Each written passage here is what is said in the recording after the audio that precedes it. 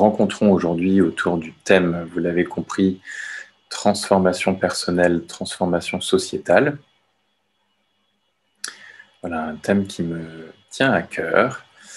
Et voilà, la proposition, ça va être à la fois que ça soit un espace d'échange, de rencontre, de partage, mais aussi d'expérimentation. On va y venir dans quelques instants. Je vais vous proposer un autre petit temps de centrage là dans quelques instants. Et puis ensuite, je vous proposerai un petit partage à deux ou à trois quand il y en a qui sont deux derrière la même caméra. Et puis après, je vais faire un petit laïus concernant ce thème de webinaire.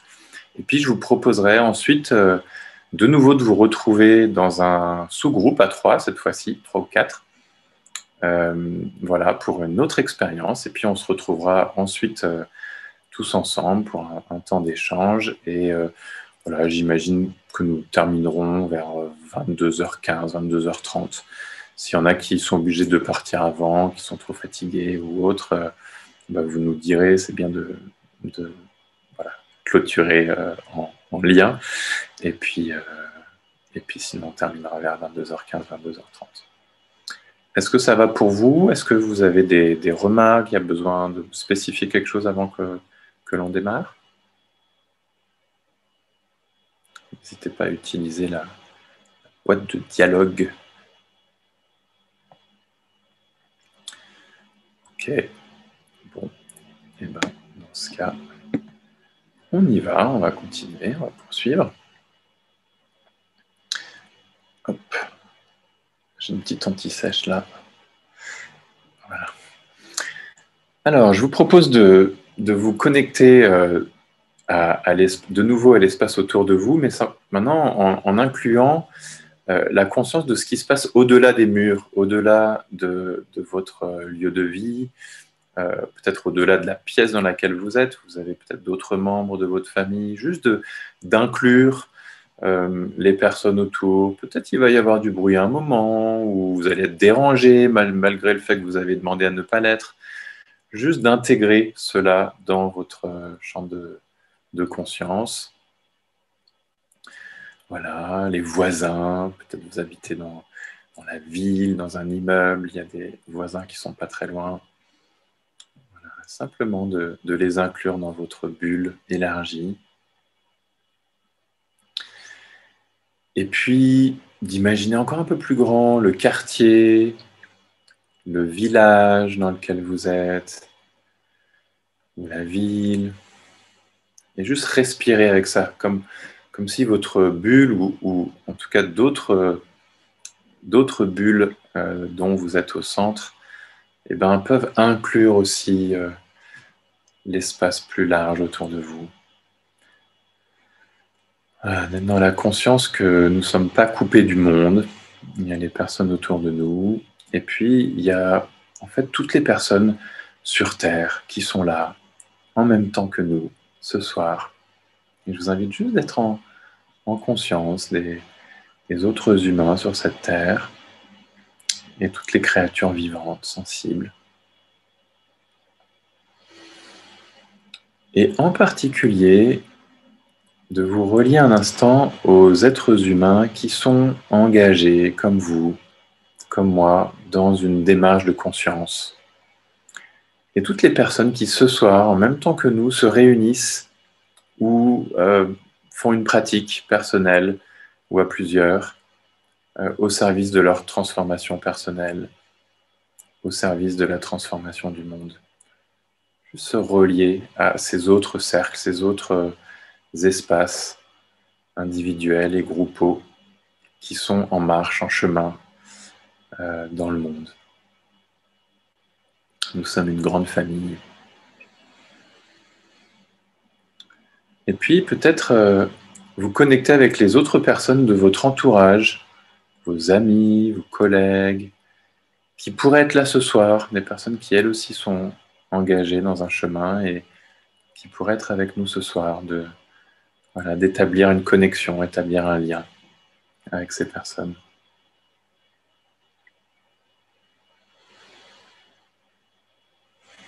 Et de respirer avec ça.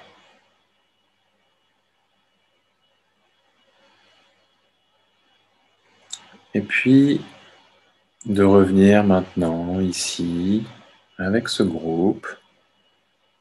Voilà, dans ce webinaire, ce soir, nous sommes réunis avec ce groupe. Et je vous invite à essayer de mettre le mode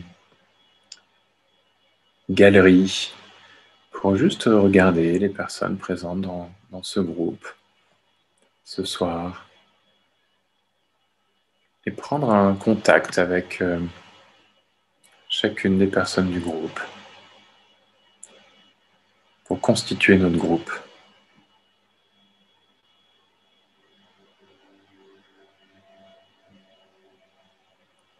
Merci d'être là, merci d'être engagé dans cette expérience, dans cette rencontre. Voilà, nous formons un collectif ce soir, un cercle relié autour d'une même intention. Et nous formons une antenne aussi qui rayonne en résonance avec ces autres groupes qui existent dans le monde. Voilà, prenez conscience de notre groupe qui a ces membranes, cette membrane qui nous contient et puis qui peut aussi interagir. Et peut-être il y a d'autres personnes qui vont intégrer ce groupe au cours de la soirée. Alors, je vais vous proposer maintenant de vous retrouver dans des petits sous-groupes assez vite. Je ne vais pas m'introduire maintenant, je vais parler un petit peu de mon parcours après, mais pour établir le lien et créer un petit peu plus de connexion entre nous, je vous propose de vous retrouver plus exactement, en sous-groupes qui vont être formés aléatoirement. C'est le champ quantique qui va décider pour nous de comment vont se retrouver les personnes. Et je vais vous proposer de vous retrouver autour d'une question simple. Qu'est-ce qui vous a amené là ? Qu'est-ce qui vous motive sur ce thème, transformation personnelle, transformation sociétale ? Voilà. Et en quoi ça rencontre votre situation de vie personnelle actuelle ? Qu'est-ce qui vous mobilise là-dedans ? Donc réfléchissez pas tout de suite à ce que vous allez pouvoir dire. Peut-être il y a des choses qui viennent, mais en tout cas, soyez simplement spontané autant que possible. Et ce que je vais vous proposer, c'est donc de vous retrouver dans des sous-groupes. Vous allez voir, c'est assez simple. Et donc, ça va se faire automatiquement. Vous avez juste à accepter l'invitation qui va vous être faite dans quelques instants quand je vais les lancer. Et donc, vous décidez ensemble qui va commencer. Et puis, pendant que la personne s'exprime, je vais mettre un petit chrono. On va simplement prendre 3 minutes par personne. Donc, c'est vraiment court. C'est simplement pour s'exprimer auprès d'un autre. Pendant que vous vous exprimez, pendant 3 minutes, l'autre écoute simplement. Il ne dit rien. Il est présent dans l'accueil. Voilà, c'est la proposition que je vous fais pour commencer ce webinaire. Et donc, pour le groupe où vous allez être 3, vous allez durer du coup 2 minutes chacun. Je vous laisse à peu près regarder dans l'horaire, dans la montre de votre ordinateur. Sinon, j'enverrai un petit message pour vous dire que ça fait à peu près 2 minutes. Voilà. Et puis les autres, je vous enverrai un message quand on sera à mi-chemin. Est-ce que c'est bon ? Hop là, il y a des petits messages qui arrivent. Est-ce que c'est bon pour tout le monde ? Est-ce qu'il y a des questions ? Je vais donc vous... N'hésitez pas à écrire si vous avez des questions ou à activer votre micro, ça sera plus simple. Donc, comme vous êtes 6, du coup, je vais faire 3 salles. Je ne sais pas comment ça va faire avec votre duo. Non, si, ce sera ça. Ok. C'est bon pour vous ? Donc, la question, c'est qu'est-ce qui vous a amené là ? Qu'est-ce qui vous motive sur ce thème ? En quoi ça rencontre votre vie actuelle ? Vous êtes synthétique, voilà, 3 minutes chacun. Et si ça déborde un tout petit peu, ça ira. Allez, je lance les groupes. Et si besoin, vous pouvez sortir du groupe. Vous verrez, il y aura un bouton qui indiquera ça. Et je vous retrouve donc dans 6-7 minutes de l'autre côté. C'est parti, le champ quantique va vous télétransporter dans un autre espace. Bien, comment c'était cette expérience? Est-ce que vous avez envie de partager un petit mot? Moi, je veux bien dire que je trouve ça toujours chouette, ces temps de parole, ces cercles de parole, et je trouve que c'est une grande chance de pouvoir faire ça via Zoom à distance, c'est précieux. Hmm.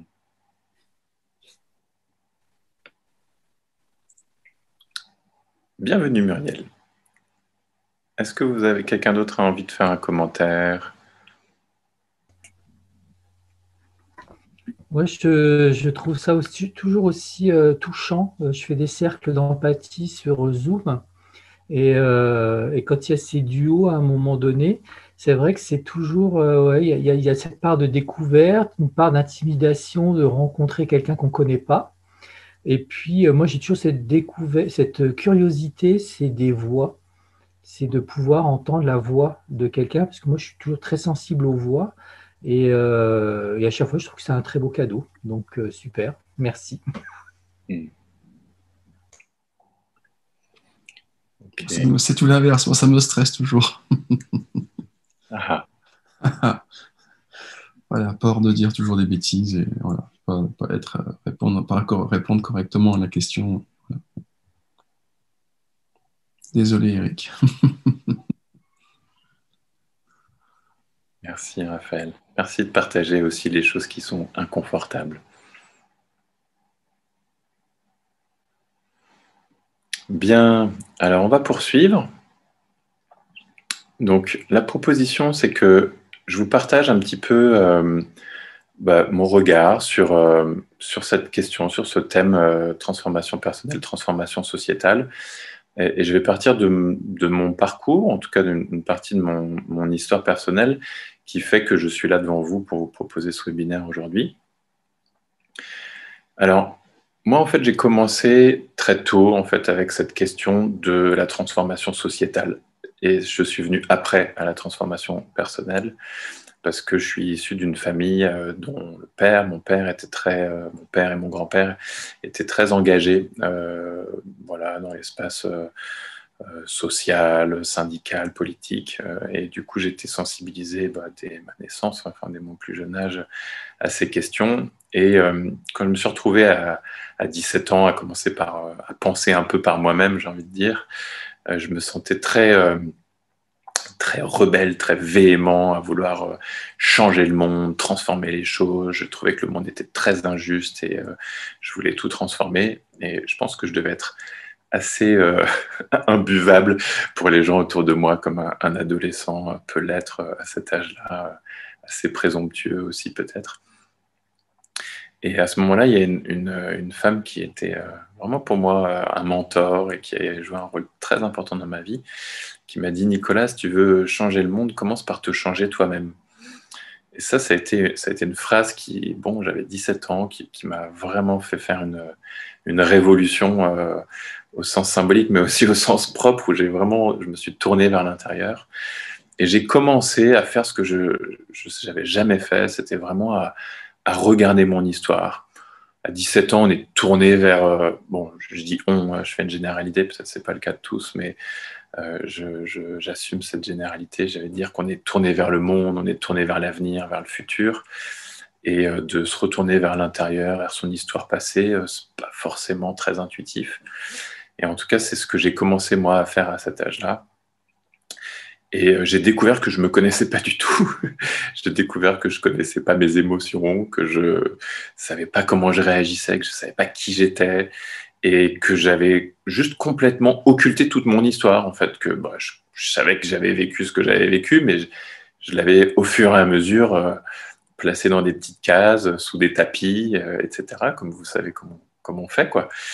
Et j'ai commencé, voilà, à 17, 18 ans, à m'introspecter, à m'auto-questionner et à ouvrir un tas de portes. Et en fait, bon, ma curiosité était telle que j'ai exploré plein de domaines, que ce soit les traditions orientales, les ésotérismes du monde, la physique quantique, enfin, un tas de choses. À ce moment-là, j'étais aussi en train de rentrer dans une école d'ingénieur.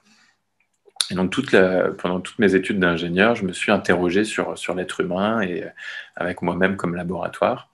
Et puis, c'est aussi la période à laquelle j'ai commencé à faire l'expérience des psychédéliques et des substances psychotropes qui m'ont amené à explorer d'autres états de conscience et finalement à découvrir que le monde tel que on en parle, bah, c'est juste une perception qui est aussi très personnelle, que nous avons tous notre propre perception subjective, et que bah, en fait, nous sommes effectivement co-créateurs de notre réalité, ce que j'avais compris que la physique quantique nous apprenait, mais ça, après, j'en ai fait l'expérience très sensoriellement, très subjectivement, qu'effectivement, nous co-créons, nous créons, nous ne sommes pas tout seuls à créer, l'ensemble des acteurs du monde et l'environnement crée la réalité que nous vivons. Et on pourrait dire que ce qu'on appelle la réalité, c'est comme la résultante de toutes les projections individuelles de tous les individus et puis du vivant, en fait, aussi autour de nous. En tout cas, c'est mon regard aujourd'hui. Et donc, j'ai traversé comme ça toutes mes études d'ingénieur, à me poser plein de questions, à faire des liens entre science, énergétique, spiritualité, etc., jusqu'à partir en Inde après avoir eu mon diplôme d'ingénieur à 22 ans et à m'engager de manière très assidue dans la pratique de la méditation. Et j'ai fait une retraite de méditation Vipassana et j'ai vécu là un moment vraiment on pourrait dire d'unité, de connexion avec le grand tout. Et là, à ce moment-là, il y a comme une pensée qui m'a traversé l'esprit, c'était au cours d'une méditation très très forte. J'étais comme prêt à partir avec mon bâton prêcher dans le monde. J'avais comme appris ou compris ou connecté quelque chose de très spirituel, de très lumineux. Et je me sentais empli d'amour, empli d'élan, empli de ferveur et l'envie de communiquer la bonne nouvelle, j'ai envie de dire. Et puis, à ce moment-là, en fait, il y a une autre voix qui m'a habité aussi, qui a été la voix de, en fait, non, tu vas pas partir et t'exclure, entre guillemets, du monde. Tu vas retourner dans ton pays, tu vas retourner dans ta culture, tu vas retourner auprès des tiens, de ta famille, et c'est en rentrant dans le monde que tu vas contribuer à ta façon à transformer ce monde que tu voulais transformer. Et donc, je suis, on va dire, symboliquement redescendu de ma montagne. Voilà, à 23 ans, là, j'avais, quand je suis rentré d'Inde. Et je me suis engagé là dans le monde de la relation. Je pourrais dire que pendant des années, j'étais dans une quête d'absolu, une quête de vérité, une quête de divin. Et à partir de cette expérience d'unité, je suis retourné dans le monde de la relation. Bon, c'est là que j'ai commencé à vivre des relations aussi de couple, un peu plus engagées qu'avant. Et puis à aussi travailler, à m'engager dans la relation aussi sociétale dans le monde. Et puis, chemin faisant, je suis devenu thérapeute, je me suis engagé dans le monde de la thérapie quantique d'abord. Bon, je ne vais pas faire un laïus là-dessus ce soir. Et puis, dans ma formation en psychothérapie, j'ai appris les rudiments de la relation, le lien, comment s'engager dans le lien. Et ma pratique de thérapeute, elle est très liée, donc je suis formé en psychothérapie transpersonnelle, elle est très liée à comment est-ce que la relation et le lien interpersonnel d'une part, mais aussi transpersonnel, le lien que je vis dans ma verticalité, le lien au grand tout, le lien à mon corps, le lien à l'espace autour de moi, le cadre dans lequel je pratique, comment tout ce qui fait lien, en fait, va être le vecteur pour que quelque chose advienne, quelque chose se produise.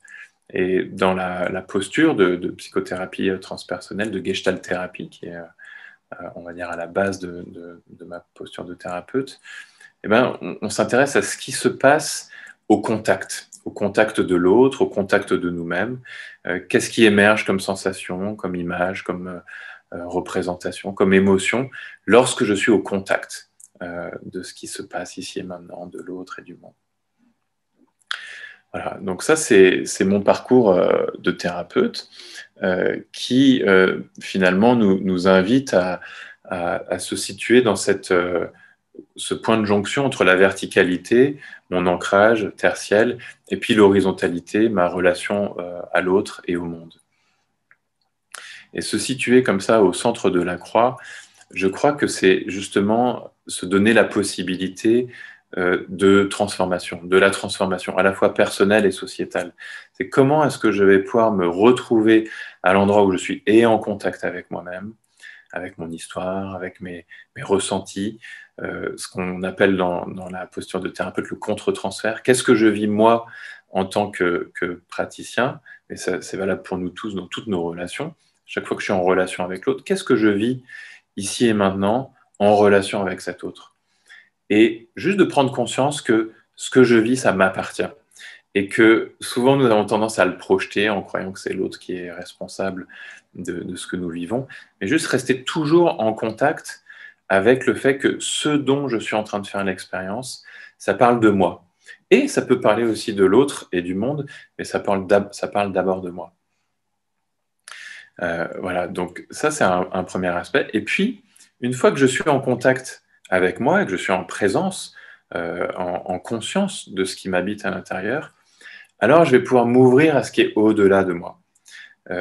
Autrement, si je ne suis pas vraiment en contact avec ce qui m'habite, je vais sans arrêt projeter à l'extérieur. Et je vais vivre comme ça dans, soi-disant, le monde ou la relation avec, soi-disant, des autres.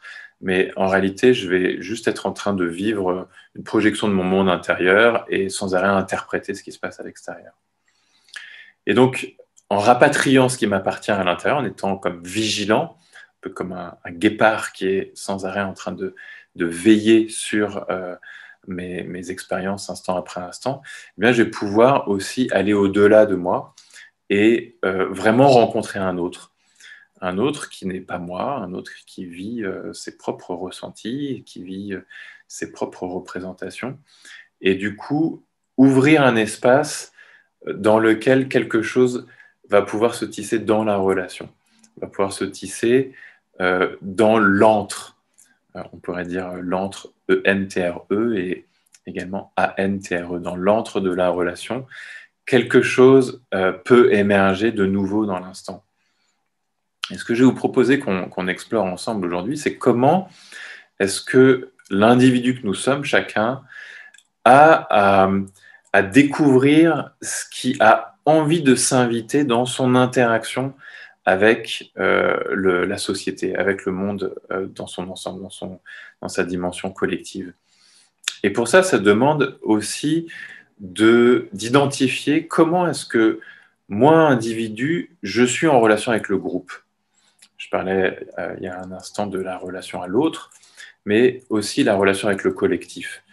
La relation avec le collectif, ça démarre à partir de mon histoire personnelle, à mon arrivée dans la famille, dans la cellule familiale. C'est le premier groupe social dans lequel nous sommes accueillis quand nous arrivons sur Terre. Et comment ça s'est passé pour moi de prendre ma place dans la famille? Quels ont été les enjeux de territoire, de place, dans la parole, par exemple, à table, dans les échanges? Comment est-ce que j'ai dû m'adapter dans l'environnement, dans la systémie familiale pour exister, pour prendre ma place? Quel rôle j'ai pris pour exister dans mon enfance? Qu'est-ce que j'ai dû inhiber de moi parce que c'était trop, c'était pas accueilli ou respectable ou respecté dans l'espace de la famille? Qu'est-ce que j'ai dû taire de moi et refouler?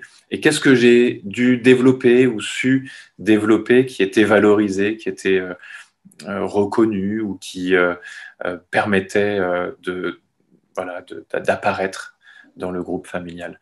Donc toutes ces questions autour de moi dans ma famille vont être très intéressantes à se poser pour ensuite identifier comment est-ce que je suis en relation aujourd'hui, au présent, dans les groupes déjà dans lesquels je fais partie, que ce soit au travail, que ce soit des groupes d'amis ou voilà, des cercles professionnels ou d'activités autres. Et puis, d'une manière plus générale, comment je prends ma place dans le monde, dans la société.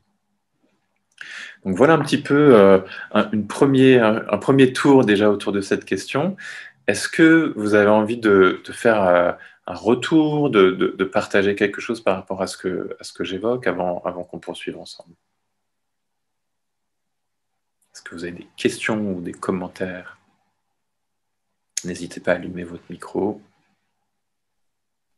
Ouais, moi, je vais prendre la parole 2 minutes. Ça me parle beaucoup, ce que tu dis, la façon dont on a été accueilli et la place qu'on avait dans sa famille. Je suis en plein dans dans ces problématiques-là actuellement. Et ouais, il y a quelque chose qui résonne à l'intérieur sur la place qu'on a, la place qu'on prend et comment on remet ça en place dans les autres groupes. Moi, je sens que j'ai tendance à m'effacer ou à vouloir être au service des autres et à m'oublier. Et je vois bien que c'est comme ça que je fonctionne dans la relation avec mes parents, où je veux être au service, mais où je ne suis pas en contact avec mes besoins et avec ce dont j'ai envie. Et après, je vais fonctionner pareil dans le couple, et je vais fonctionner pareil avec les autres au niveau professionnel aussi. Et c'est des choses qui marquent quand même. Je sais pas si je dirais pas ces bases, mais c'est fonctionnement en premier. Et, c'est intéressant d'arriver à les observer, mais j'en suis pas encore à tout changer ou arriver à me défaire de tout ça. Merci pour ton partage, bienvenue. Merci. Quelqu'un d'autre a envie de dire quelque chose de brûlant ou de froid?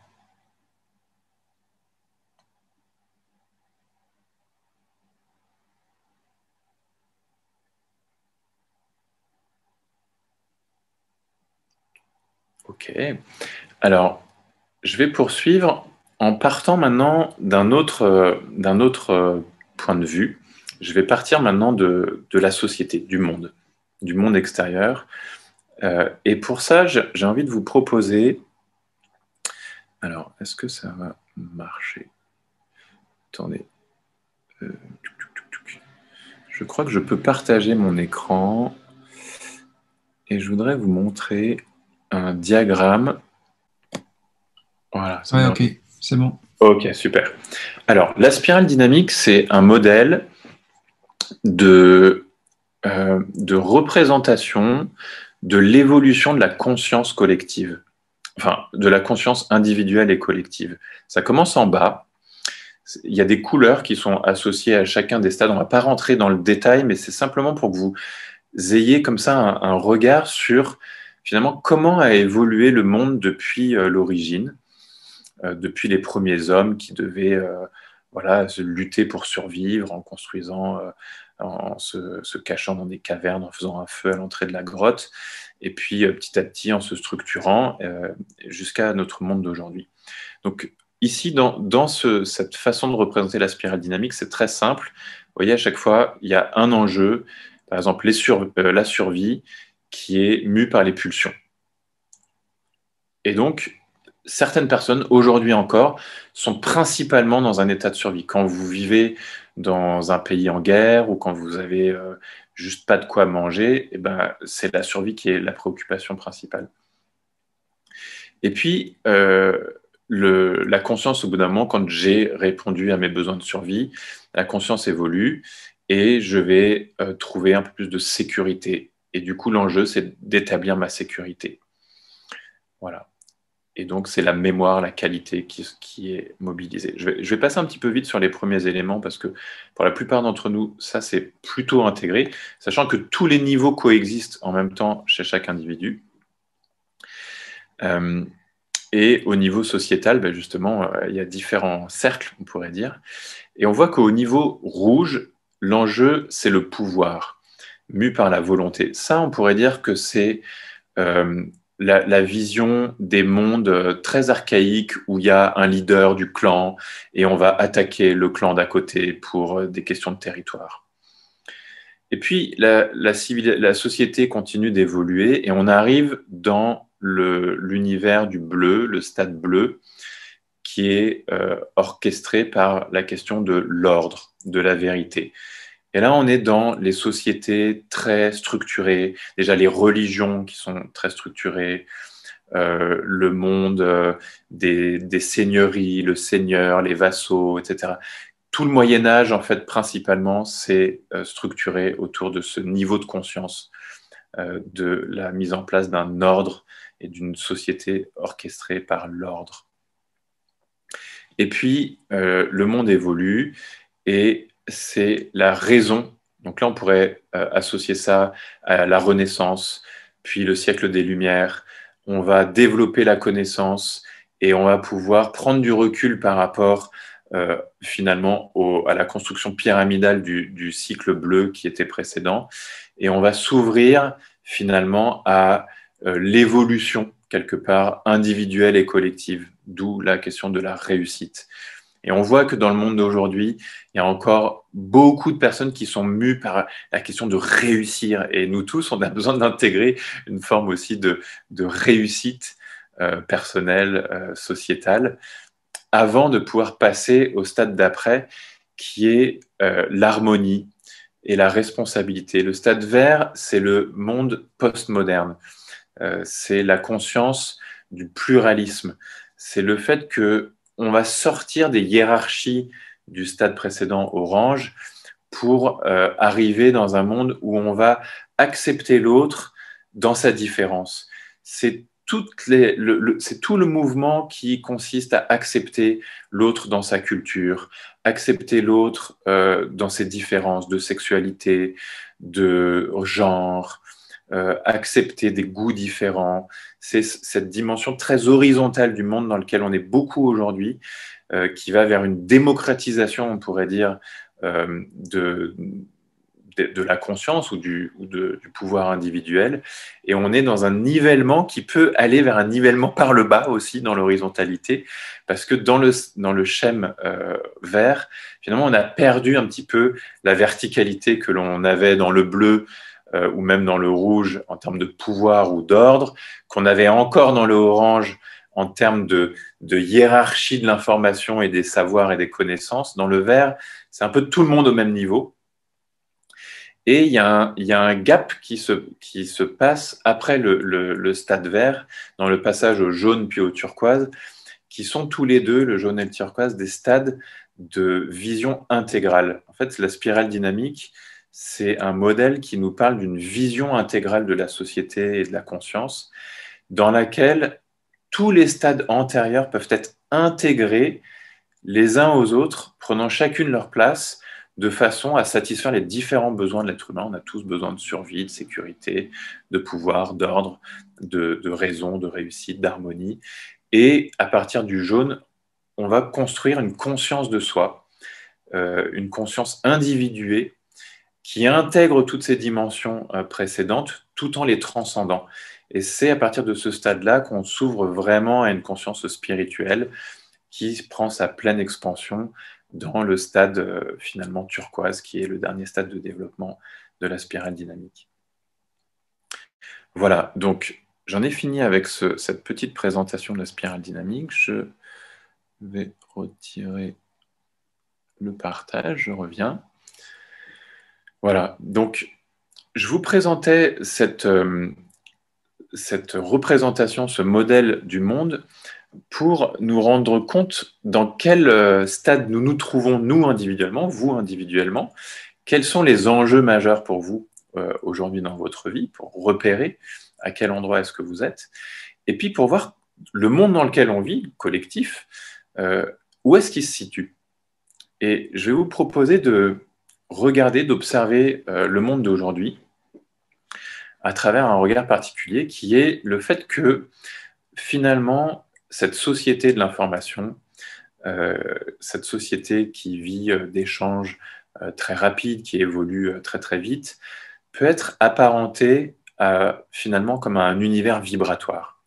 On pourrait dire que dans les stades précédents de l'évolution du monde, on a construit un monde très émotionnel dans les stades très archaïques, hein, quand on avait peur des éclairs ou des orages en croyant que c'était les dieux qui s'abattaient sur nous. On était très mus par nos émotions. Puis on a bâti un monde physique, matériel, puis construit un monde intellectuel, mental, à travers les Lumières. Finalement, on a construit un monde où le corps et l'esprit étaient en opposition, peut-être encore pour certains d'entre nous, à certains stades de développement. Et aujourd'hui, on est dans une phase de l'évolution de l'humanité, je crois, qui est au-delà du corps, de l'émotionnel et de l'esprit dans le sens mental, qui est plutôt en lien avec un univers vibratoire et une ouverture des consciences. Il me semble qu'aujourd'hui, on est dans un moment de l'histoire qui est très particulier. Tout le monde n'est pas dans cette ouverture de conscience, évidemment, mais où le collectif, d'une manière globale, est en train de s'éveiller, de s'ouvrir à cette conscience de l'individualité. Et c'est, je crois, l'enjeu sociétal majeur dans lequel nous nous trouvons. Et on voit que finalement, la société capitaliste, la société, l'ouverture des marchés, le fait que l'économie et le monde marchand s'est ouvert depuis quelques décennies, en fait, ça permet à l'individu de s'exprimer avec les excès, évidemment, de l'individualisme, mais ça permet à l'individu de se reconnaître et de choisir, et de co-créer sa réalité. Et au-delà des questions, évidemment, politiques qui se posent à ce stade-là, eh bien, on peut revenir à cette question de l'individualité que nous sommes et dont la société pourrait être un berceau dans lequel chaque individu peut se développer et exister en tant qu'individu unique, qui peut être reconnu comme unique. Et on voit de nouveau la dérive d'avoir un QR code qui nous est associé et de devenir non pas unique mais uniforme et d'être un pion dans un système où nous devenons des objets de consommation. Donc ça serait le travers terrible dans lequel nous pourrions tomber et dans lequel peut-être une partie du monde est en train de tomber. Mais l'autre regard pourrait être de dire, en fait, là, il y a une opportunité pour faire émerger à l'intérieur de chaque individu, grâce à la conscience collective qui émerge, une société faite d'individus uniques, de moi uniques, qui expriment leur talent unique par le fait que nous avons, de manière individuelle, traversé et transformé nos blessures personnelles en talents et en dons que nous mettons au service de la communauté. Donc ça, c'est le regard que je vous propose pour l'enjeu qui se propose à chacun de nous et qui fait que transformation personnelle et transformation sociétale se tissent de manière très très intime, puisque c'est dans la reconnaissance de l'individu que je suis et de mon histoire propre, de mon héritage propre, de mes blessures, de ce qui a fait que j'ai dû m'adapter dans cette vie en développant des stratégies et des talents uniques. C'est dans la reconnaissance de cette unicité que je vais pouvoir ensuite participer au monde, participer au collectif, non pas en projetant ma blessure et en demandant que le monde me guérisse, mais en prenant soin de moi dans les espaces adaptés et ensuite en apportant mon talent, en apportant mon regard, en apportant ma vision, en apportant mes dons et mes qualités de manière, on va dire, généreuse dans le don au service du monde. Et c'est ça, je crois, l'enjeu pour chacun de nous, c'est d'aller toujours plus profond à l'intérieur de nous pour aller toujours plus rencontrer notre unicité et puis ensuite de s'engager toujours plus dans le monde pour offrir cette unicité au service du collectif. Donc voilà le cœur de ce que j'ai envie de partager avec vous et de questionner avec vous et de partager. Et je vous propose maintenant de réagir, de partager votre regard, de poser des questions et puis qu'on tisse ensemble et qu'on explore ensemble avant de se retrouver peut-être un peu plus tard en sous-groupe de nouveau pour que vous puissiez avoir un peu plus de temps pour échanger. Donc la parole est à vous.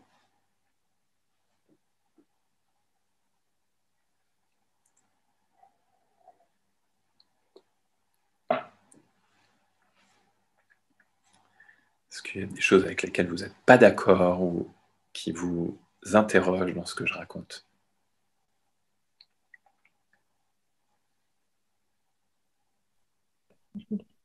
Oui, Nathalie.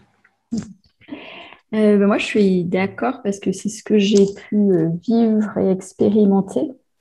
Et avant d'aller travailler en profondeur, en thérapie, avec toi notamment, depuis 2 ans et demi, ben avant ça, j'avais plutôt tendance à me cacher dans le collectif et à ne pas vouloir, à ne pas pouvoir euh, me servir de ce qui me caractérisait pour servir le monde, pour contribuer en fait. Donc je recherchais plutôt à revêtir des uniformes et à me cacher derrière en fait, tout en étant en souffrance, hein, bien sûr, de- dans ces uniformes qui ne me convenaient pas en fait. Et suite au travail d'approfondissement, d'aller en moi, ben là, je dirais que je commence à découvrir des trésors pour le monde et à me dire, waouh, mais je peux être euh, avec ça et ça peut servir le monde en fait. Hmm. Donc voilà ce que je vis en ce moment, progressivement. Merci Nathalie.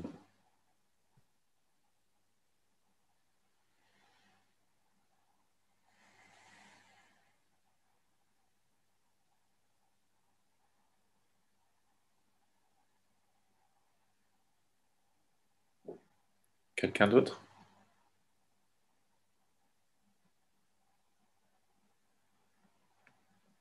Ouais, moi je vais prendre la parole. C'est intéressant ce que tu nous proposes.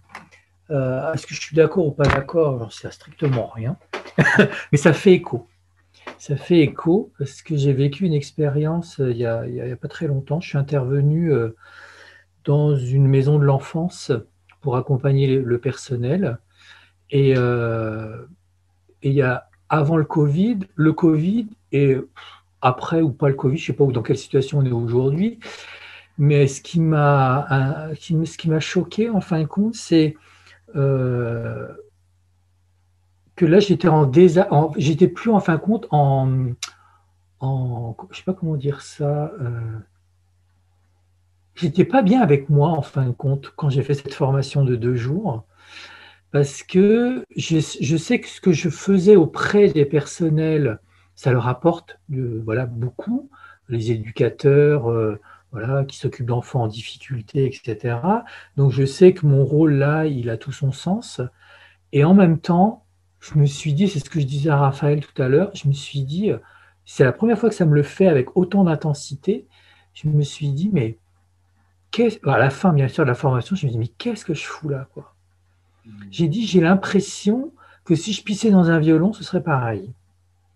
Je me suis dit, c'est une goutte d'eau dans la mer et je sens plus la dynamique que j'ai à soutenir et à accompagner les personnes dans des structures. Et quand j'ai mis le doigt sur le mot structure, c'est là que je me suis dit, j'ai plus envie de travailler comme ça. J'ai dit, on fait appel à moi pour que j'intervienne dans des structures pour accompagner des personnes, des professionnels. Et ce qui m'a dérangé, c'est que je vois toujours le même bordel en fin de compte au niveau des structures, c'est-à-dire problèmes financiers, problèmes de reconnaissance, problèmes de pilotage financier géré par des financiers, donc déshumanisés. Et en face, il y a des gens qui ont de la volonté, qui ont de l'énergie, qui ont envie de soutenir, d'être des points d'appui pour les autres. Et je me suis dit, mais j'ai le cul entre deux chaises là-dedans. Et ce que tu dis là, dans ce que tu présentes, ça me touche parce que je me dis, ce que j'ai compris de mon malaise, il y a une quinzaine de jours, c'est que moi maintenant, j'ai envie d'aller voir la personne qui organise, la personne, le responsable, le dirigeant, et d'aller chercher son engagement, d'aller chercher sa responsabilité en disant que moi, je ne suis pas le magicien qui n'a qu'une baguette magique pour faire des moutons de panurge. Moi, je suis là pour, comme tu l'as dit, révéler des talents, les gens prennent conscience de leur mal-être, mais aussi de leurs compétences, et que intervenir, c'est une chose, mais qu'après, le responsable qui est derrière ça prenne sa responsabilité de se dire, c'est pas suffisant, il faut que moi aussi, je m'engage au même titre que les salariés avec lesquels je travaille. Et ce que tu dis, ça, voilà, ça fait écho à ça. C'est que, enfin, je dirais pas comment, parce que j'imagine, mais je me dis, voilà, aujourd'hui, moi, ça me donne envie dans cette société, c'est de travailler autrement. C'est que moi, je suis au service de l'individu, mais au-delà de l'individu, au service d'une organisation qui s'engage et qui prend ses responsabilités. Merci. C'est ce que j'ai envie de partager. Oui, merci Eric. C'est très intéressant ce que tu partages. Ça me donne envie de rebondir sur ce que tu dis. Moi, je suis très sensible à justement la question de qu'est-ce qui va créer l'énergie groupale. Tu parles d'une structure et tu parles d'aller voir directement la personne qui chapeaute. Que ce soit dans une entreprise, que ce soit dans une association, dans n'importe quel collectif, je crois que ce que porte la personne initiatrice du projet son histoire personnelle, par exemple, l'histoire personnelle du créateur d'une entreprise, même si l'entreprise, le créateur, il est plus du tout dans l'entreprise parce qu'elle a 50 ans et qu'il est à la retraite ou même mort. En fait, dans l'ADN de ce groupe, il y a l'information des mémoires personnelles et des enjeux et des conflits personnels de la personne qui est à l'origine de cette structure. Et c'est valable pour toutes les structures, je crois. Et c'est pour ça qu'il est intéressant, quand on intervient dans une structure, de savoir finalement quelles sont les règles explicites, mais surtout implicites, qui sont à l'œuvre dans cette organisation. Et voir que si on intervient, nous, en tant qu'individus, dans cette entreprise, dans ce groupe, dans ce collectif, c'est probablement pas par hasard. Et qu'il y a quelque chose qui vient faire écho de notre histoire personnelle avec les dynamiques, les problématiques, les thématiques, on va dire, relationnelles qui sont à l'œuvre dans cette structure. Et probablement, au moment où on va voir qu'il y a un problème, comme tu viens de le partager, Eric, là maintenant, eh bien, l'enjeu, ça va être pour nous de voir, tiens, c'est quoi la clé? Qu'est-ce qui va permettre de sortir de cette matrice ou de cet enfermement? Et moi, ce que tu me dis, par exemple, enfin, ce que tu nous partages, excusez-moi, je vois qu'il y a des messages que je reçois, ça va pas du tout. Paf. Hop là. Voilà. Le fait que tu nous partages que tu as envie d'aller maintenant comme parler au directeur, de t'adresser directement à lui et de l'inviter à prendre la responsabilité, moi, ça me donne symboliquement ou de manière analogique, ça me fait penser au fait d'aller parler au père, celui qui a le pouvoir, qui a l'autorité dans la structure, d'intervenir au sein des niveaux en dessous de la structure. C'est comme parler avec les enfants au sein d'une famille. Et bon, on peut toujours, voilà, c'est comme faire de la thérapie pour des enfants qui vont après retourner dans leur système familial où les parents, éventuellement très dysfonctionnels, vont toujours reprogrammer la problématique. C'est bien d'apporter de la ressource aux enfants, mais à un moment donné, il s'agit d'aller s'adresser au niveau où l'information peut vraiment transformer le système. Et c'est vraiment toute la question de l'autorité. Et pour moi, c'est très important de voir comment est-ce que dans notre société, ça fait le pont avec un sujet que je voulais aborder avec vous justement, comment justement à la fois on est dans une société où il y a beaucoup de décentralisation, j'en parlais tout à l'heure par rapport à cette horizontalité, on a tous accès à l'information de partout, ce pluralisme culturel, l'ouverture aux différences, etc. Donc là, il y a une grande décentralisation de l'information et du pouvoir à un certain niveau. Et à d'autres niveaux, on est encore dans un monde très centralisé, avec un pouvoir centralisé, des décisions qui sont centralisées à la capitale. Hein. Qu'est-ce que ça veut dire à la capitale? Paris pour nous, la capitale... Mais pourquoi ça fait encore des bips, ce machin? C'était le deuxième. Mode avion, Nicolas. Je suis en mode avion, mais c'est le bip 3 minutes après le dernier message qui a dû venir. Donc, les décisions qui sont prises à la capitale, qu'est-ce que ça veut dire capitale? C'est la tête, ça nous parle de la tête. Et donc, on peut bien comprendre que, bon, dans la société française, qui est celle que je connais le mieux, eh bien effectivement, les décisions sont prises par la tête. À la tête, mais par la tête. Ça veut dire quoi? Ça veut dire par le mental, en fin de compte. Et on voit bien comment, dans notre monde, il y a une petite tête qu'on appelle l'élite, qui finalement n'est pas vraiment une élite en tant que telle, mais qui est en tout cas un groupe de personnes qui ont un certain pouvoir et qui prennent des décisions pour le tiers-monde ou le tiers-état. Ça n'a pas beaucoup changé depuis avant la Révolution. Et on est dans un monde capitalisme, on parle de capitalisme, je veux dire, on parle de tête encore, hein, capitalisme, capital.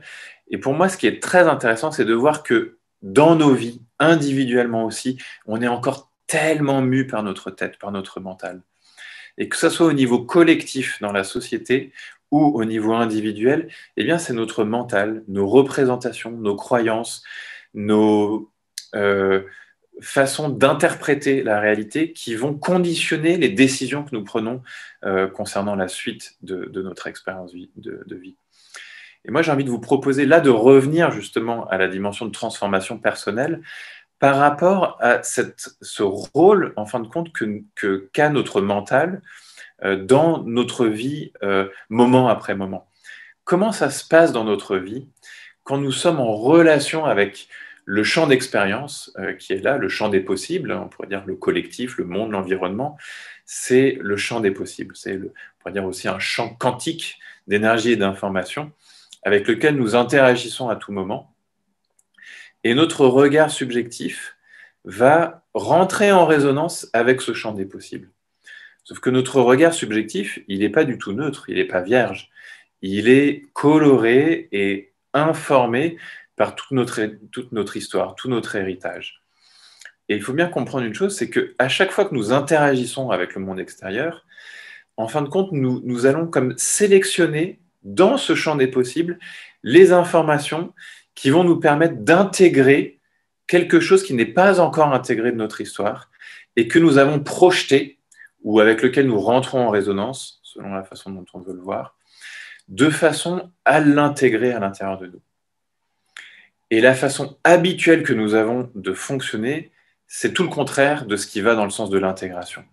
En général, on vit une expérience... Quand tout va bien, ça va bien, mais c'est pour les expériences difficiles, douloureuses ou désagréables que l'enjeu se tient. Quand on vit une expérience désagréable, qu'est-ce qu'on a appris à faire? On a appris d'abord à se séparer de ce qui est là. C'est désagréable, tout de suite je vais faire un petit pas en arrière et je vais tout de suite juger agréable, désagréable, en l'occurrence désagréable. Je fais un petit pas en arrière, il y a une petite tension physique qui va faire que je laisse le monde extérieur à l'extérieur, je suis là, moi, la personne, le petit moi qui vit cela que le monde extérieur me donne à vivre, mais je me sépare. Donc il y a déjà du deux. On n'est plus dans une unité, on est déjà dans de la dualité. Et puis là, je vais tout de suite juger. Ça, c'est négatif. L'autre, il m'a mal parlé. Le monde, il est injuste. Ça ne devrait pas être comme ça. Je vais commencer à porter des jugements et à raconter une histoire sur ce qui se passe. Je ne suis plus en contact direct avec mon expérience subjective. Je suis en train de raconter une histoire, donc on est au niveau du corps mental, sur ce qui est en train de se passer. Et à partir du moment où je raconte cette histoire-là, donc je me suis déjà coupé de mes ressentis depuis un moment, à partir du moment où je me raconte une histoire, en fait, cette histoire, c'est une histoire que je connais très bien, que j'ai construite il y a longtemps pour donner du sens à une expérience. Et en la racontant encore et en me positionnant éventuellement comme victime, qu'est-ce que je fais là? Je suis en train de co-créer, de continuer de projeter à l'extérieur la réalité passée qui était en train de se représenter dans le présent. Et en me racontant une histoire passée par rapport à ce qui se passe, juste en changeant les personnages de l'histoire, mais simplement en racontant la même histoire, je suis en train de co-créer encore, ou plutôt de rien créer du tout, de juste répéter, de reprojeter encore et encore le même scénario. Et ce scénario-là, que je constitue et que je crée encore et encore, il forme de manière collective le monde tel que nous le vivons, avec un monde de l'information, où on est abreuvé d'informations, et où nous sommes coupés de nos ressentis.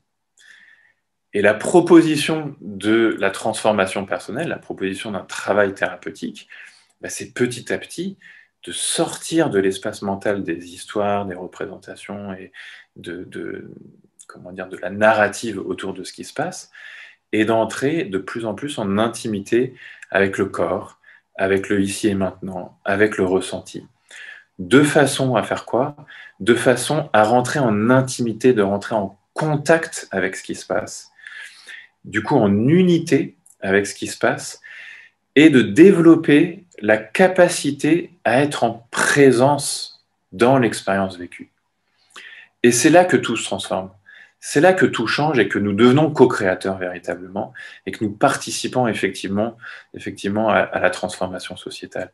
C'est quand nous sommes à la fois en contact et à la fois en présence, en contact avec une forme de présence, de conscience qui n'est pas une conscience déconnectée de la réalité ou de ce qui est en train de se passer, mais qui est au contraire très en contact avec la réalité et qui permet de vivre l'expérience en conscience tout en étant traversé par le champ de la présence. Ce champ de la présence qui fait que, instant après instant, en disant oui à ce qui se passe, oui à ce que je ressens, oui à mon élan, à ma réponse à ce qui se passe, eh bien, d'instant en instant, je suis co-créateur. Et là, je suis en train d'interférer avec le champ des possibles, non pas en racontant une histoire et en reproduisant le passé, mais au contraire en apportant une réponse présente qui est basée sur mon expérience réelle du présent. Par exemple, je vis une expérience qui me fait peur, qui réveille des anciennes blessures, des anciennes mémoires, ça me fait vivre de la peur. Sauf que là, je suis en présence, je ne suis pas en train de me raconter que l'autre me veut du mal ou que je suis en danger. Non, je suis en train de discuter avec une personne, bon, personne ne m'attaque avec une Kalachnikov, je suis en sécurité en réalité, donc je vais en présence déjà pouvoir apaiser mon système nerveux parce que je suis non pas en danger, mais je suis juste peut-être remis en question ou il y a une altercation dans l'échange, mais ok, je vais pouvoir me réguler au niveau de mon système nerveux. Et du fait que je ne suis pas en danger, que je ne suis pas attaqué, alors accéder à d'autres ressources à l'intérieur de moi, pouvoir m'affirmer, pouvoir vraiment écouter l'autre, faire un espace à l'intérieur de moi pour accueillir l'autre dans ce qu'il est en train d'exprimer vraiment, ne pas absolument essayer de le convaincre, mais de lui proposer un espace d'écoute. Et puis, faire ensemble, co-créer, être dans le tissage, dans la relation. Et je crois que c'est à partir de ce travail sur soi, de créer un espace intérieur de présence qui me permet d'être au contact des ressentis, même désagréables, que je vais pouvoir aussi être en présence de l'autre lorsque ce que lui va exprimer ou partager va déclencher chez moi des ressentis désagréables, certes, mais en cultivant cette présence en moi, et ben, je peux aussi lui faire une place à lui et réaliser qu'en fait, toute situation de la vie, que ce soit dans la relation à l'autre, dans un groupe ou n'importe quelle situation sociétale, en fait, elle est une opportunité pour moi d'intégrer quelque chose de mon histoire personnelle, transgénérationnelle, collective, qui n'a pas encore été intégrée. Et je vais terminer ce petit laïus par le fait qu'aujourd'hui, nous sommes à l'anniversaire de l'armistice, comme vous savez, de la guerre 14-18. Et moi, il y a 1 an et demi, pendant le confinement, j'ai vécu vraiment la sensation que nous étions comme pendant une période de guerre. Alors, en l'occurrence, je me sentais plus pendant la guerre 39-45, pendant la période de l'occupation, où on avait un couvre-feu, ou en tout cas une limite de durée, de distance pour sortir le soir. Et dans ma conscience du fait que nous sommes sans arrêt en train de reprojeter des histoires passées pour les intégrer, j'avais vraiment la compréhension ou la conscience, la croyance que nous étions, et peut-être nous sommes en train de se donner à revivre collectivement des mémoires de guerre, de famine, d'épidémie, etc. Alors qu'aujourd'hui, nous ne sommes pas vraiment dans un danger. Le Covid, ce n'est pas du tout la peste noire, quoi, loin de là. Mais que nous nous donnons à vivre collectivement une situation qui fait revivre de la peur au niveau collectif, qui fait revivre tout un tas de choses au niveau collectif, non pas pour être collé à la situation et croire qu'on est en danger, mais au contraire, d'aller puiser dans nos ressources individuelles et collectives pour intégrer ces mémoires individuelles et collectives que nous portons et et dont nous avons besoin d'intégrer pour ne pas justement les projeter et les reprojeter dans le futur. Et je crois que c'est vraiment ça l'opportunité pour notre société actuelle, c'est de développer des réseaux, de développer des cercles qui vont créer de la ressource pour ensuite être témoins de ce que nous vivons afin de l'intégrer. L'intégrer, ça veut dire d'être au contact des émotions que ça nous fait revivre de façon à être en présence. En anglais, on parle de presencing, présencer, être en présence de ce qui se passe sans réagir, mais en apportant une réponse créative, une réponse ajustée au moment présent, aux défis qui se présentent à nous.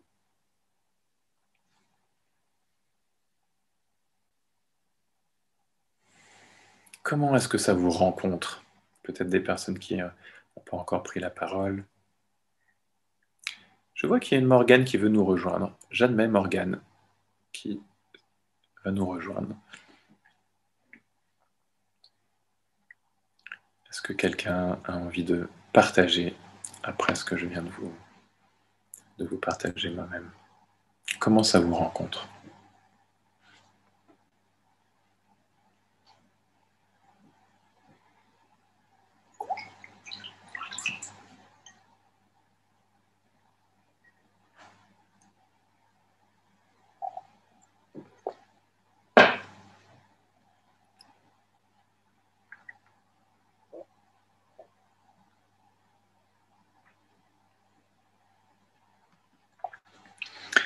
Est-ce que ça vous parle? Est-ce que ça vous mobilise? Même si vous vous êtes déjà exprimé, n'hésitez pas à prendre la parole.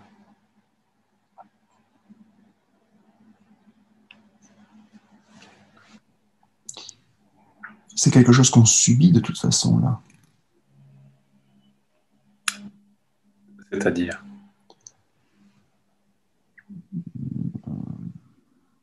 D'une manière ou d'une autre, on n'est pas maître de tout ce qui se passe en ce moment, quoi. Mm-hmm.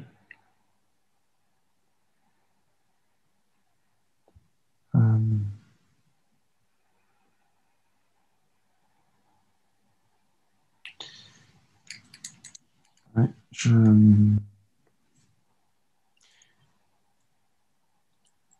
redis juste pourquoi on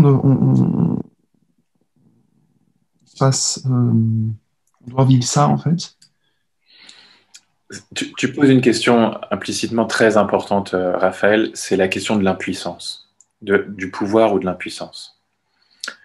On subit, comme tu dis, on subit de toute façon tout ça.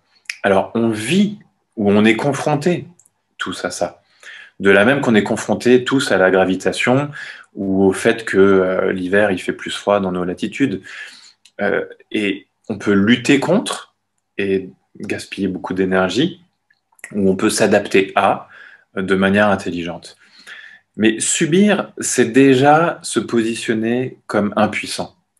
C'est déjà se laisser comme écraser par quelque chose que nous ne pourrions pas justement tenir, auquel nous ne pourrions pas apporter de réponse, dans lequel nous n'avons pas notre responsabilité.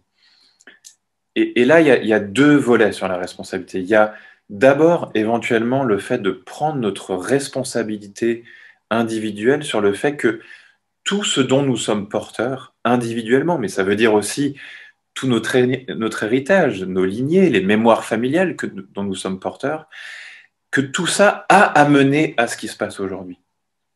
Et que je suis responsable, pas moi individuellement depuis ma naissance, mais en tant que porteur de l'héritage dont je suis porteur, je suis et nous sommes collectivement responsables de ce qui se crée. Ce n'est pas la faute des autres, ça n'existe pas les autres en fait.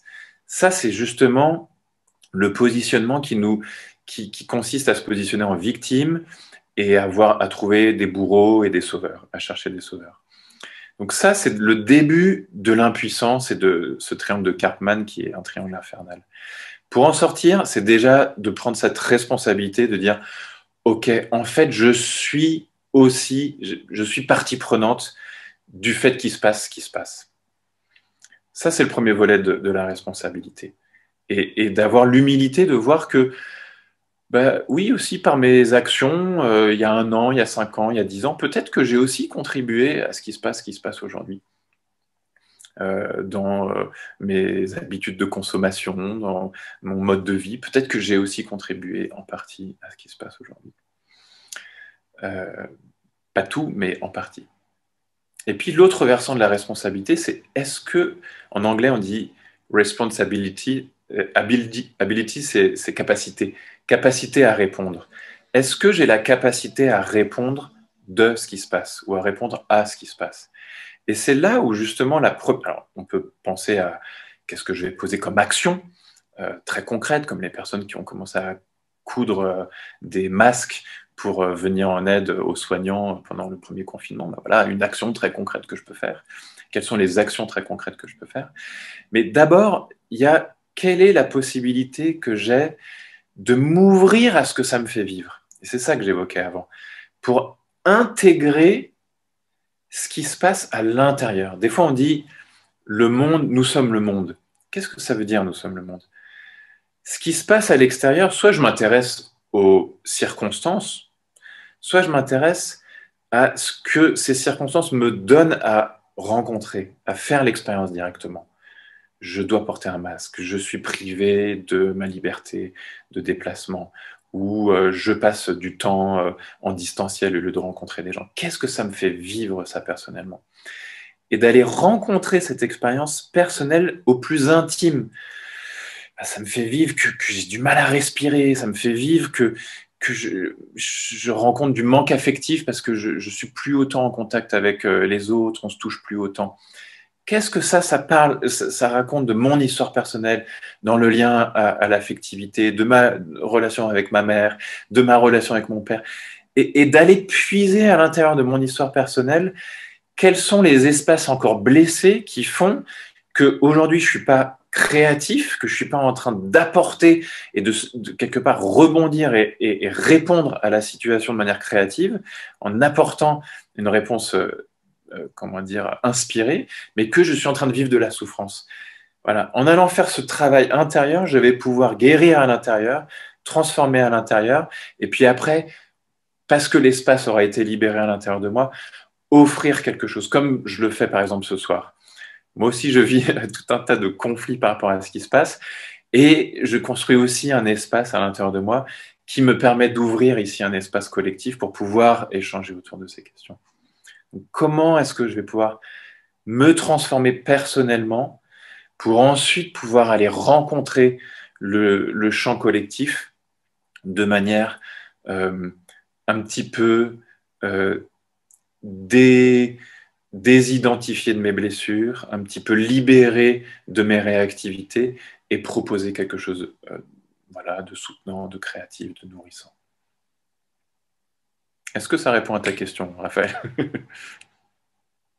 Oui, mais je me dis que j'ai encore du chemin à faire, quoi. On a tous encore du chemin à faire. Non, mais je veux dire, j'en suis pas encore à savoir, contrairement à Nathalie, tout à l'heure, elle disait, elle savait ce qu'elle pouvait amener au monde. Ah, super, bravo, moi j'en suis pas là, hein. Bon, bref.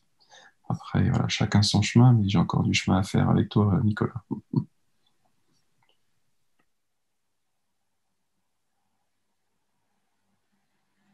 Est-ce que quelqu'un d'autre voudrait s'exprimer?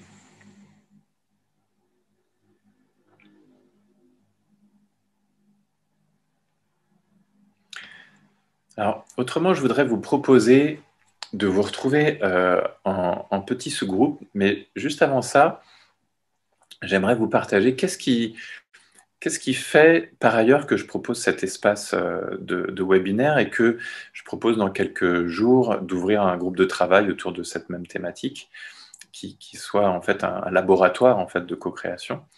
C'est parce que au cours du confinement l'année dernière, j'ai vécu un moment assez singulier dans ma pratique, enfin, dans ma vie, à un niveau profond, mais lié en particulier à ma posture de thérapeute et ma pratique de thérapeute, et qui fait écho, je crois, beaucoup à ce que j'évoquais juste avant, quand je parlais de centralisation du monde à la capitale et du pouvoir ou de la suprématie du mental dans nos vies collectives et personnelles.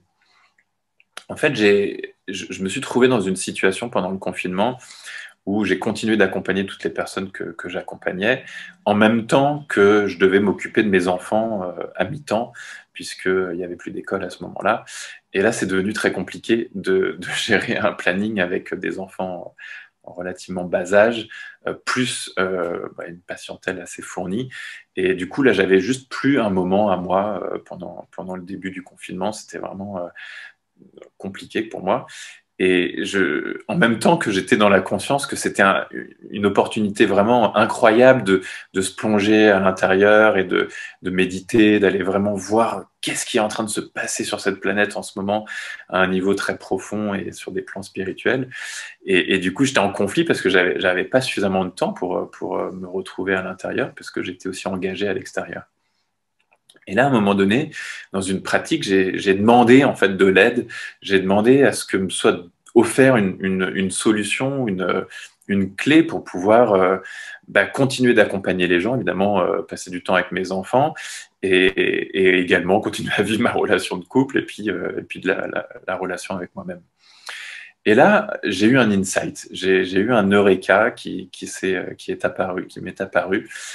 C'était l'idée de proposer des espaces où mes patients pourraient se retrouver à 2 ou à 3 ou en groupe pour s'apporter les uns les autres de la ressource, ce qui me permettrait, moi, de pouvoir espacer potentiellement plus mes consultations. Donc, j'ai commencé à former des petits groupes. À un moment, j'avais déjà des groupes de thérapie qui ont continué. Puis, à un moment donné, j'ai formé 1 ou 2 autres groupes de personnes qui du coup, se sont retrouvées pour gagner un petit peu de temps pour moi.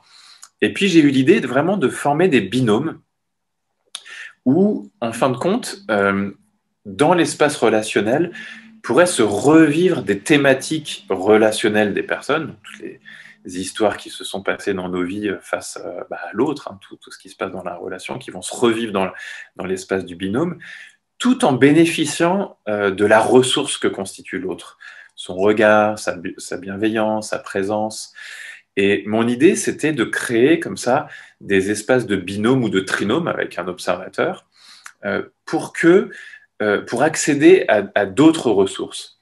Donc de créer des groupes, des binômes, des trinômes, et puis aussi de permettre à chacun, comme je voulais le vivre moi davantage, de soutenir chacun dans sa pratique personnelle, dans sa pratique de retour à lui-même. Et là, je vais vous remonter mon écran. Et j'ai eu cet eureka qui m'est apparu. Voilà. Voilà, donc je vous propose juste de regarder comment peuvent s'intégrer comme ça dans nos vies ces différentes formes. Le monde, le collectif, ma relation au groupe, comme on fait là ce soir dans un webinaire. Donc c'est la relation, mon cercle d'amis, ma famille, mais c'est aussi le monde, la nature. Comment trouver de la ressource dans du cercle, dans du groupe? Comment trouver de la ressource dans la relation à l'autre? Mon partenaire, un ami, un thérapeute, un coach, n'importe quelle autre personne qui peut être présent, m'accueillir, m'écouter, me donner de l'attention. Et puis, comment trouver de la ressource dans ma relation à moi et aussi au soi, à cela qui est plus grand que moi, à l'intérieur de moi.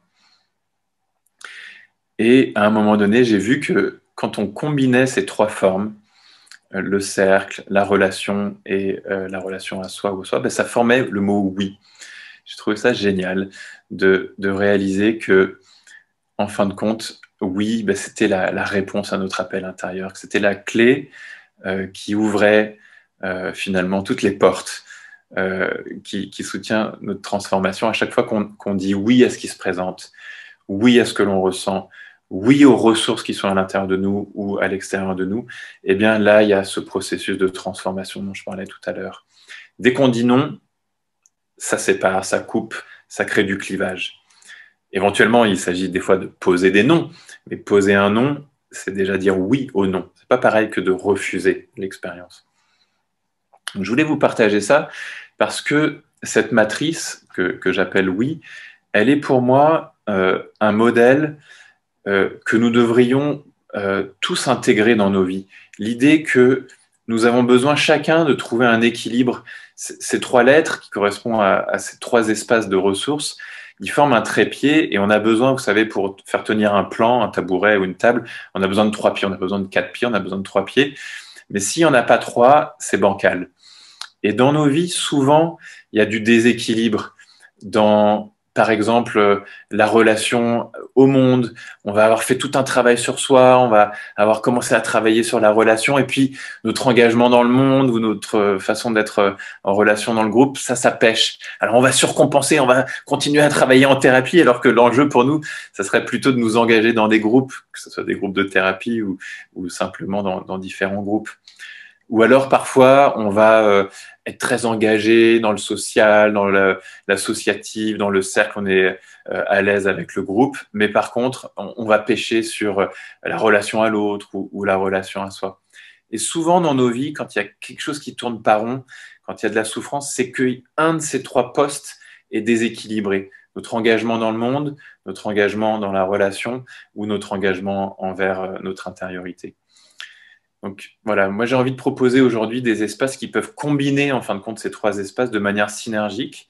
Et c'est ça que je vais créer à partir de maintenant, en offrant des espaces où on va pouvoir expérimenter la relation à soi, la relation à l'autre et la relation aux autres ou au monde, en faisant respirer ces différents espaces les uns avec les autres.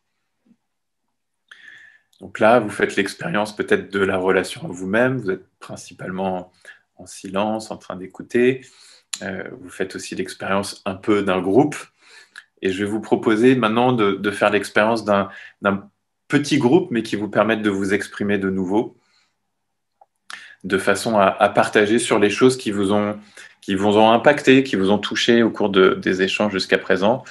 Et puis de voir comment est-ce que ça vous mobilise dans votre vie aujourd'hui et qu'est-ce que ça vous donne l'élan de faire ou de mobiliser comme énergie personnellement. Qu'est-ce que dans notre échange, et qu'est-ce qui est venu vous toucher personnellement et comment ça vient déclencher comme ça un moteur personnellement. C'est ça l'intention et la question que je vous pose dans cet espace de groupe. Et là, je vais vous proposer un temps à 3.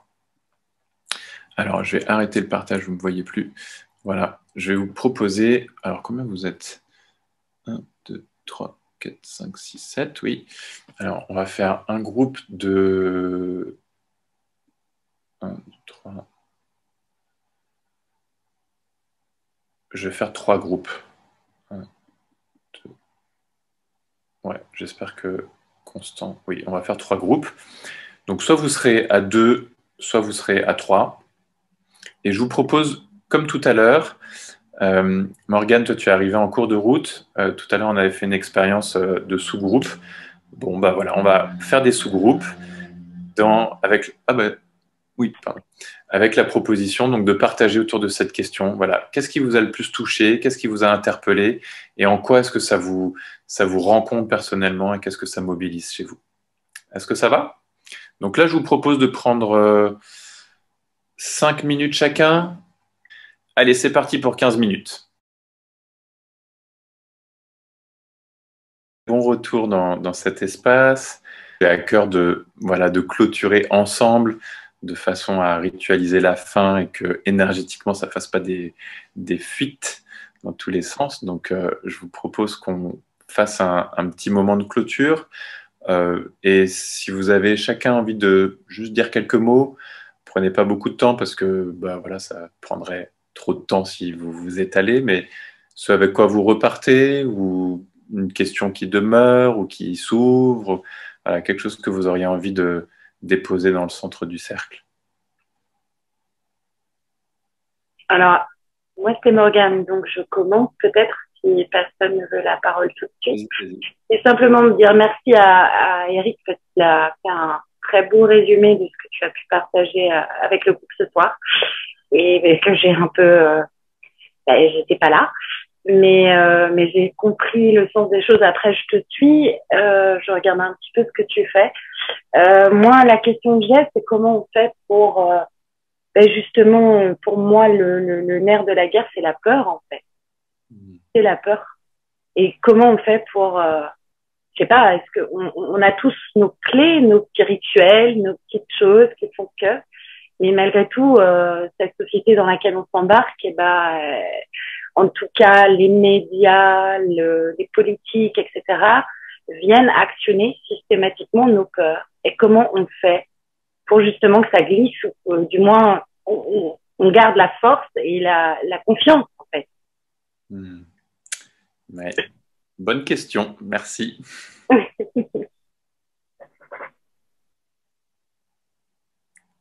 vous propose de faire un tour de rôle, comme si on était dans un cercle.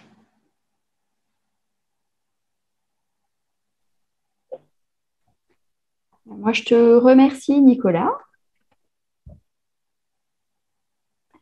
Je remercie chacun de vous pour votre présence, les échanges avec, je ne sais plus les prénoms, Raphaël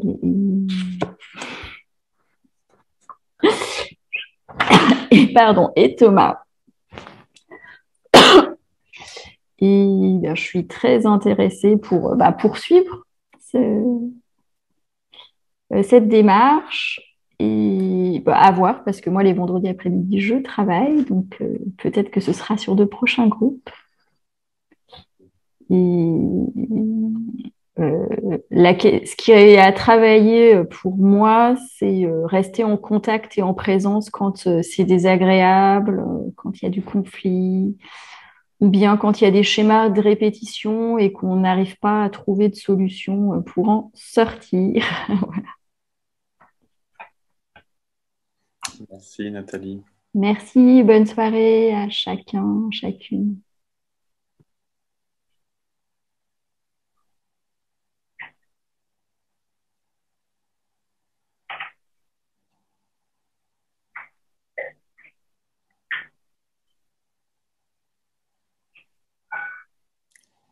Qui prend la suite?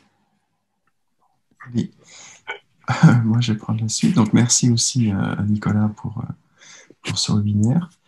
Et merci également à Nathalie et Eric, avec qui j'ai partagé les moments ce soir. Et ce que je disais à Nathalie, pour moi, c'était une sorte de... Pas de bilan, mais un petit peu entre ce qu'on peut se dire, nous, lors des séances, et ce que tu as dit ce soir. Ça permet de remettre pas mal de choses ensemble. Et nouvelle saison qui commence à partir de septembre, là, qui a déjà commencé, je trouve que c'est bien d'avoir eu ce point ce soir. Ça fait rebondir sur plein de sujets. Et j'aime bien la question qu'a posée Morgane. Effectivement, je partage un peu cette question. Ouais. Donc voilà, je ne prends pas plus de temps. Merci à toutes et à tous et à bientôt.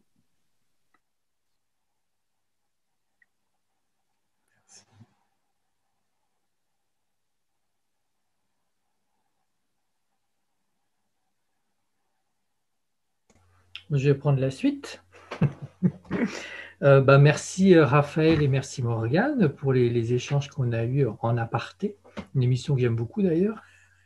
Et merci Nicolas, j'étais ravi de te rencontrer en faux réel virtuel, je ne sais pas comment on dit, parce que je te suis depuis pas mal de temps, mais là ça me donnait vraiment l'occasion de t'entendre dans ta dynamique et dans une interactivité que j'apprécie beaucoup. Moi, j'ai été agréablement surpris et ça m'a conforté dans mes démarches déjà que je mène depuis plus de 8 ans. Et les présentations que tu as fait, notamment sur la spirale dynamique et puis sur le oui avec Eureka, c'est des choses que j'ai vécues il n'y a pas très longtemps en CNV sur l'estime de soi, où on avait fait un travail et où on dit un grand oui à la vie. et malgré l'adversité, malgré les difficultés, et aussi dans la joie, dans le bonheur, dans le partage, etc. Donc vraiment, ce que tu as partagé aujourd'hui, ça fait énormément sens en moi, parce que c'est la manière dont je travaille et la manière dont j'ai envie de travailler, et surtout de co-créer. Ça, c'est tout nouveau chez moi depuis 1 an, c'est de co-créer avec les autres et de ne plus avoir peur que les autres ne soient pas comme moi. Et de se dire que dans notre multivers, de nos multiples formes, nos multiples pensées, compétences et capacités, etc., bah voilà, c'est un terrain de jeu qui est extraordinaire et moi, voilà, ça me plaît bien. Alors, si le groupe que tu souhaites créer, c'est le vendredi après-midi, bah, je ne peux pas le vendredi après-midi. Moi, je suis plus disponible le soir ou le week-end. Bah, pas tous les week-ends, mais le week-end. Mais c'est vrai que le vendredi après-midi, ça va être compliqué. Mais en tout cas, j'ai vraiment beaucoup aimé ta présentation, ta fluidité, l'ancrage que tu as dans ce que tu présentes. Voilà, c'est fluide, quoi. C'est top. Merci. Merci Eric.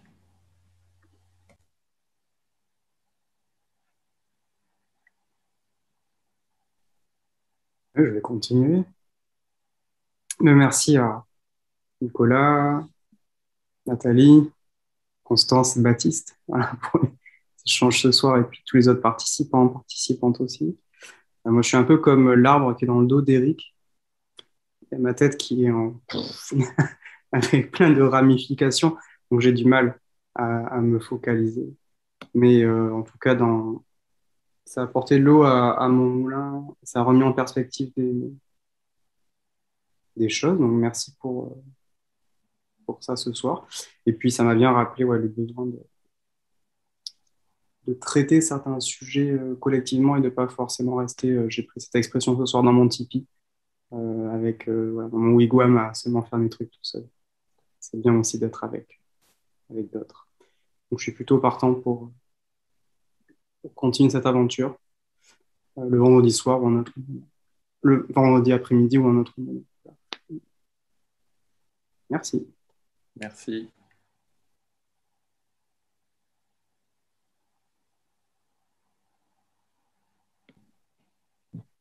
Je vais prendre la parole. Oui, merci d'avoir organisé cette webconférence. Oui, j'ai trouvé que c'était intéressant tout ce que tu as développé et les réflexions que tu amènes. Ça m'amène aussi à me poser des questions sur moi, sur mes modes de fonctionnement, sur mes relations à l'autre, surtout ma relation avec moi-même.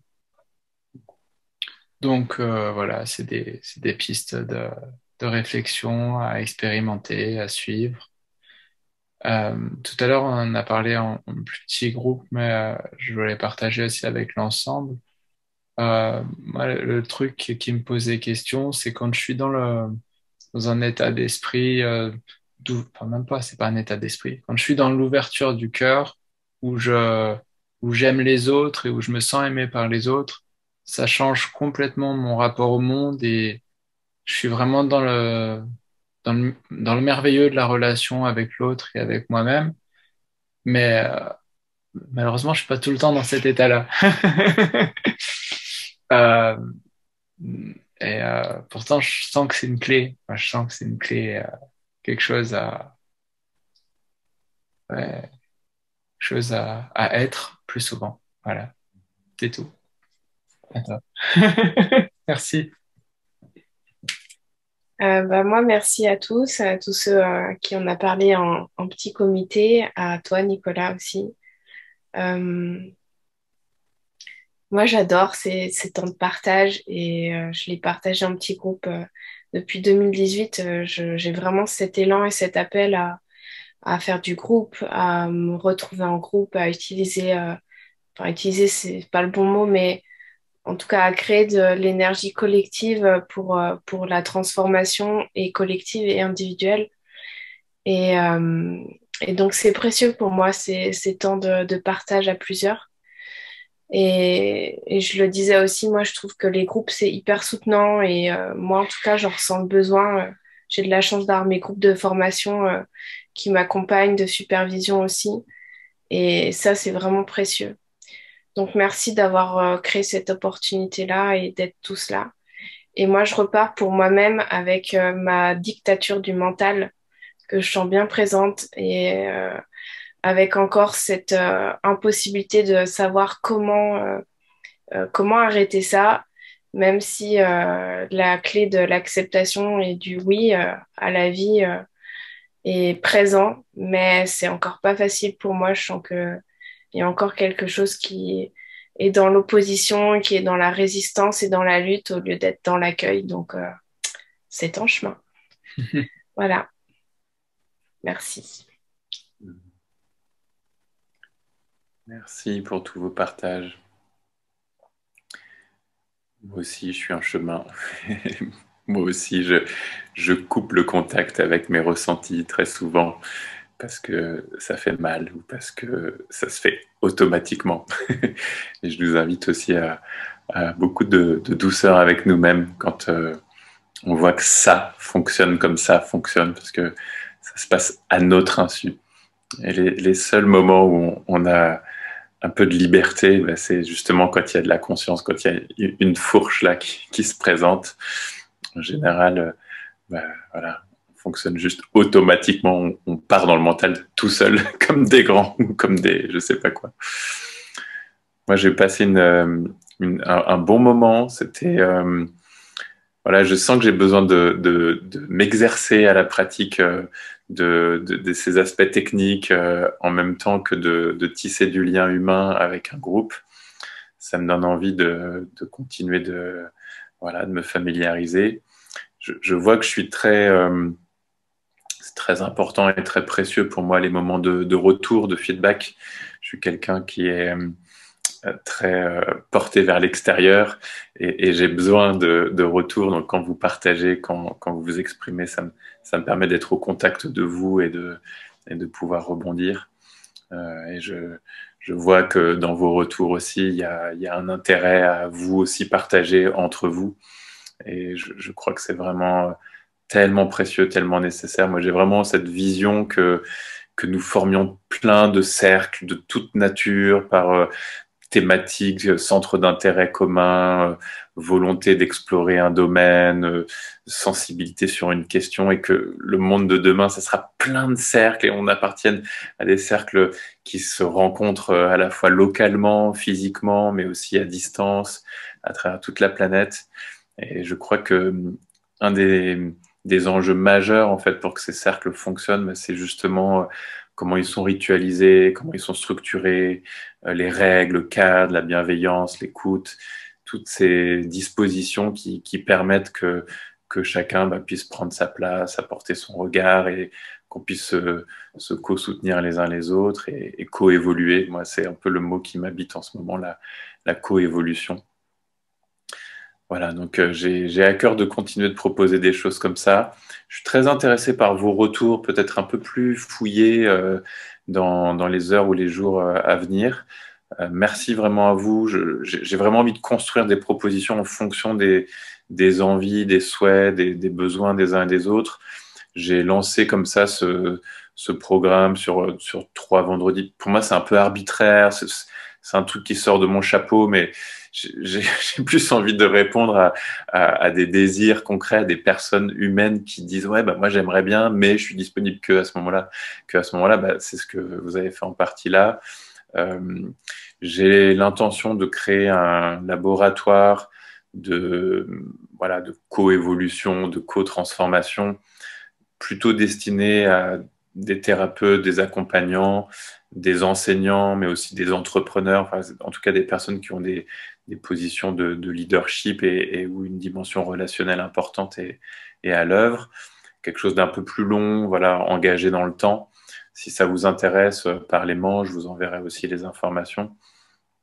Voilà, en tout cas, je suis vraiment très intéressé pour que vous vous exprimiez dans vos souhaits, dans vos désirs. Moi, j'ai plein de choses à offrir en magasin et voilà, j'ai besoin de rencontrer aussi les besoins et les envies des uns et des autres. Voilà pour moi, pour conclure. Merci à tous. Bonne fin de soirée, bon retour dans vos vies. disséminer ces graines d'espérance, voilà, de lumière dans vos environnements. Et au plaisir de nous retrouver sur la toile ou en vrai. Merci à vous, au revoir. Merci, bonne soirée à tous.